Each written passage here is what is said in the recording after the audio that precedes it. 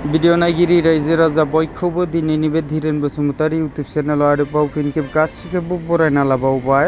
नोंथांमोननो आं दिनै मोनसे जायगा देखायनो नागिरदों। रायजो राजाफ्रा जाहाथे भिडिअखौ फार्स्टनिफ्राय जोबजासे नायबानो जाबाय। आरो जुदि नोंथाङा धीरेन बसुमतारी इउटुब चेनेलाव गोदानब्ला धीरेन बसुमतारी इउटुब चेनेलखौ साबस्क्राइब खालामना होबानो जाबाय।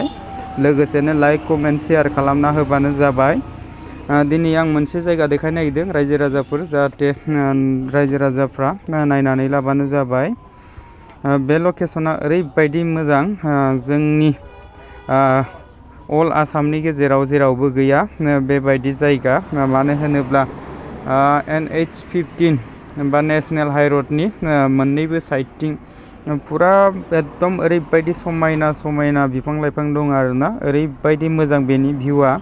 जेसेबांखिनि मानसिफ्रा गारि सालायना फैयो बा मटर साइकेल सालायना फैयो बेखिनि जायगायाव लाखिनायजों लोगोसे खुसेर बिदै लोङो आरोना। दासान्दिथ' खुसेर बिदैखौ नेचारेल होननानै गासिबो मिथिखायो। मानो होनोबा पेसाबारि देहानि थाखायबो गोबां मोजां खुसेर बिदैया। बेनि थाखायनो माने गोबां मानसिफ्रा बेयाव लाखि खुसेर बिदै लोङो आरोना। जुदि गरम जानायमोनबा बा गरमा आरो दिनैनिख्रुइ बांसिन जाबावनायमोनबा बेखिनि एरियायाव ओरैबायदि गारि लाखियो, माने गुटे बाजार बायदि बुंफबजोबो। माने ओरैजाय मानसि ओरैजाय गारि ओरैबायदि भिर जायो। आरोबाव दाखालि मोनसे बेखिनियाव एक्सिडेन्ट जादों आरोना। मोनाबिलियाव बिथांमोना खुसेर फेरेदखांनानै मेसिनखौ लाना थांबाय दंमोन मोनाबिलि समाव। बे समावनो मटर साइकेलजों बेनि मेसिन गोनां थेलाजों आरोना सौदावनानै जाहाथे बे खुसेर मेसिन सालायग्रा जाय बिगोमाना बे बिगोमाया गोबां जखम जादों। जाहाथे दा थैखोना थांखो मिन्थिला। बेनि थाखायनो माने गिनानै साइडआव बुस्थुफोरखौ माने जेसेबांखिनि धाब नारेंखल माबा माबि बुस्थुफोरखौ साइडआव दोनग्रा जाबाय। नङाबा नैबेना आं जि जायगायाव दंना बे गुफुरनि सेर आरोना, ओरैजाय मानसि थाबायनो थाखाय दोननाय लामा, बेयाव ओरैबायदि माने धाब नारेंखल माबा माबि दोनोमोन आरोना। दा माने मानसिफ्रा गिबाय खोमा। बेनि थाखायनो बेफारिफ्रा दाना सायाव दोनला, गाहायाव दोनग्रा जाबाय। नैबेबायदि सारि दंफां सेर खुसेर मेसिन दं आरोना। बिथांमोना दासान्दि माने खुसेर फाननानै ओरैबायदि इनकाम जादों होनना बुङो खुसेर बेफारिफ्रा। मानो होनोबा बिसोरो जोंनावनो गिलास संख्रि गोसोम बेबायदि लांफैयो आरोना। बेयाव माने जों सोङो नोंसिना इदि खुसेर बायोब्ला बेसेबां इनकाम जायो होननानै सोङोब्ला बिसोर बुङो माने 200 बा 300 थाखानि खुसेर बायोबा बिसोर माने 3000 गाहाम इनकाम खालामो जाहैबाय। माने बेबो माने सानसेयावनो जोबो, मालाबाथ' फुरा सानसेबो नांजोबा। ओरैबायदि मोजां बेफार आरोना खुसेरनि बेफारा। बेनि थाखायनो माने बेयाव गोबां मानसिफ्रा माने खुसेर मेसिनल' लाबोयो आरोना।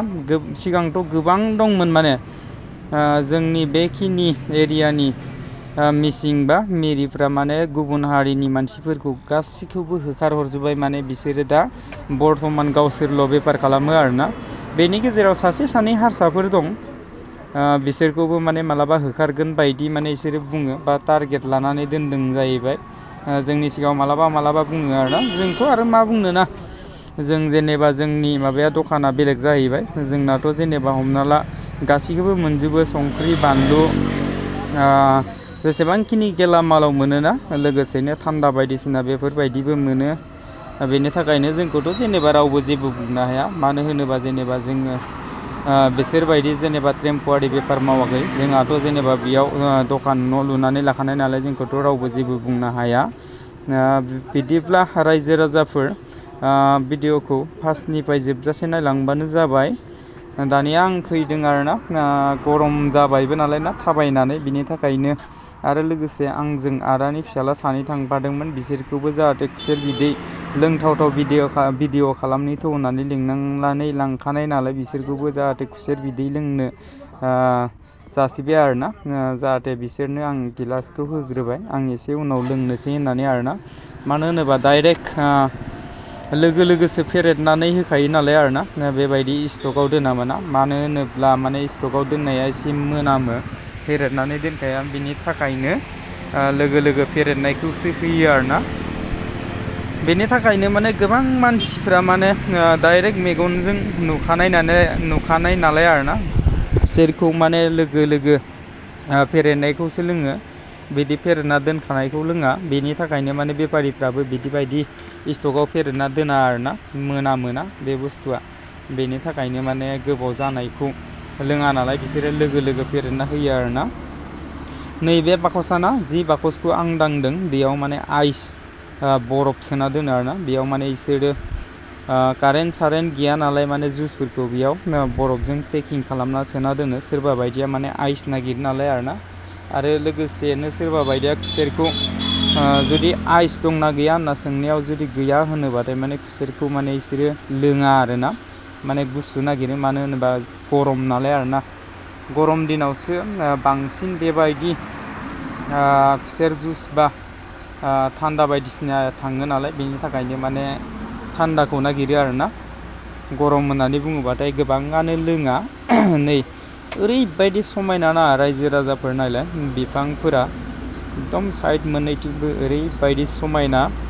बेबायदि जायगा जेरावबो गैया नामाथाय जोंनि अल आसामनि गेजेराव आरोना। बेनि थाखायनो गोबां मानसिफ्रा माने बेयाव गारि लाखिनानै सोरबाया सेलफि लायो, सोरबाया फटक साफायो, सोरबाया भिडिअ बानायफैयो। बेखिनि जायगाया माने ओरैबायदि फेमास होननानै सानो आरोना आं। बेनि थाखायनो आंबो भिडिअ खालामनो सानो, नाथाय दखानाव हारसिं थानायनि जाहोनाव मालाबा भिडिअबो खालामनो मोना। बेनि थाखायनो दिनै एसे सम मोननायावनो माने आदानि फिसालामोनबो दंफैयोमोन नालाय, बिसोरखौनो केमेरा हमहोनो होननानै आं भिडिअ खालामबाय आरोना।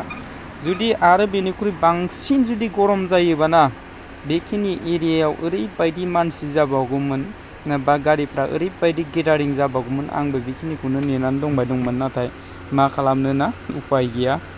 बोथोराबो बारा मोजां नङामोन, बेनि थाखायनो बारा गेदारिं जानाय देखायनो हादिया रायजो राजाफोर। आं माब्लाबा मोजां सम मोनोब्ला नोंथांमोननो देखायगोन, जाहाथे बै समसिम नेनानै थाबानो जाबाय। आरो जुदि बेनि लकेसना बबेयाव होनना बुङोब्ला जोंहा लखिमपुर साइडनिफ्राय फैयोब्ला गुवामखौ गारबोनानै गुगामनिफ्राय 4 किल'मिटार फैनांगोन दै, धेमाजि रडआव। आरो जुदि लखिमपुरनिफ्राय बे जायगासिम बेसेबां किल'मिटार होननानै बुङोब्ला 40 किल'मिटार। जाहाथे रायजो राजाफ्रा 40 किल'मिटार फैबानो बेखिनि दंफां लाइफां थानाय एरियाखौ नुखागोन। आरो जुदि नोंथाङा धेमाजि साइडनिफ्राय फैदोंब्ला धेमाजि साइडनिफ्राय फैनानै नोंथाङा बेसिम 25 किल'मिटार फैनांगोन, अब्लानो बेखिनि बिफां लाइफां थानाय समायना जायगाखौ नुगोन रायजो राजाफोर। नैबेबायदि गोबां खुसेरफोरखौ माने फानो आरोना। आरोबाव बेबायदि ओरैबायदि गेदारिं जाबावोमोन, नाथाय दाखालि मोनसे एक्सिडेन्ट जानायनि थाखाय माने गिनानै बेखिनियाव जाय बेफार खालामोना बिसोरो जाहाथे सिङाव बा गाहायाव बुस्थुफोरखौ दोनग्रा जाबाय। नङाबाथ' बेफोरबायदि जै आं थाबायदोंना, बे थाबायनाय गुफुरनि गेजेरावनो माने जै जायगायाव मानसि थाबायनो होदों बेयाव ओरैबायदि बेबायदि नै आं देखायनाय बायदि धाब नारिखल माबा माबि बानलु सिब्र' गोबां दोनोमोन आरोना। नाथाय बे एक्सिडेन्ट जानायनि थाखाय गिनानै बेफारिफ्रा सायाव बुस्थु दोनला। आरो रायजो राजाफोर बेखिनि एरियायाव जेसेबांखिनि खुसेर फेरेदोना बिसोर माने बांसिनानो मिसिं बा मिरि आरोना। जाहाथे बिसोरो माने गुबुन जाथिनि बेयाव बेफार खालामग्राफोरखौ बा गुबुन जायगानि बेफारिफोरखौ गासिखौबो होखारजोब्बाय आरोना बिसोरो। बेनि थाखायनो माने दखानिफ्रा गेसें जाबाय। नङाबा ओरैबायदि बेखिनियाव माने मेचिन दंमोन, माने जाब दा नायलाय गेसें नुहुरखादोंना। नङाबाथ' खाथि गावजों गाव नांजाबनाय गोजामोन आरोना रायजो राजाफोर। बेनि सेर माने साइड मोननैखैबो माइ गायग्रा दं आरोना, माइ गायग्रा फोथार नैखै नुहुरदों आरोना। जाहाथे माइ गायनाया गोदानसो नालाय आरोना, बेनि थाखायनो माइखौ बारा मोजां नुवा रायजो राजाफोर। नै बेफोरो टम गारि, बिसोरो जेसेबांखिनि बेयाव दंना गासिबो खुसेर बिदै लोंग्रा गोजा रायजो राजाफोर।